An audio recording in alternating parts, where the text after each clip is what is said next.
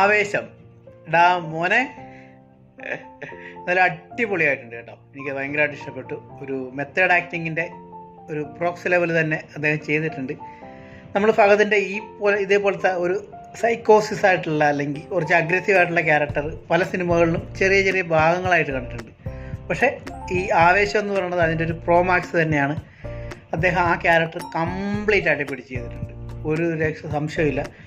ഈ റോളുകൾ ചെയ്യാൻ ഇന്ത്യയിൽ വേറെ ആളില്ല എന്നുള്ളത് നിസ്സംശയം പറയാം. കാര്യം ഇതേപോലത്തെ റോളുകൾ തേടിയാണ് ഒത്തിരി അന്യഭാഷാ സിനിമകളും ഫഹദിനെ തേടി വരുന്നത്. ഇപ്പോൾ വിക്രം ചൂസ് ചെയ്തപ്പോൾ കമലഹാസൻ സാറ് പറഞ്ഞത് അദ്ദേഹത്തിൻ്റെ ടാലൻറ്റ് കൊണ്ടാണ്, ഫഹദിൻ്റെ ടാലൻറ്റ് കൊണ്ടാണ്. പുഷ്പയിൽ അല്ലു അർജുൻ കട്ടയ്ക്ക് പിടിച്ചു, ഫഹദ് ഇല്ലാണ്ട് ഈ പടം ചെയ്യേണ്ടെന്ന് പോലും പറഞ്ഞിട്ടുണ്ട്. അതാണ് അദ്ദേഹത്തിൻ്റെ പൊട്ടൻഷ്യൽ എന്ന് പറയുന്നത്. അപ്പം അടിപൊളി ഒരു മരണമാസ് സിനിമയാണ്. ഇത് എല്ലാവർക്കും ഇഷ്ടപ്പെടണമെന്നില്ല, പക്ഷേ ഒരു മരണമാസ്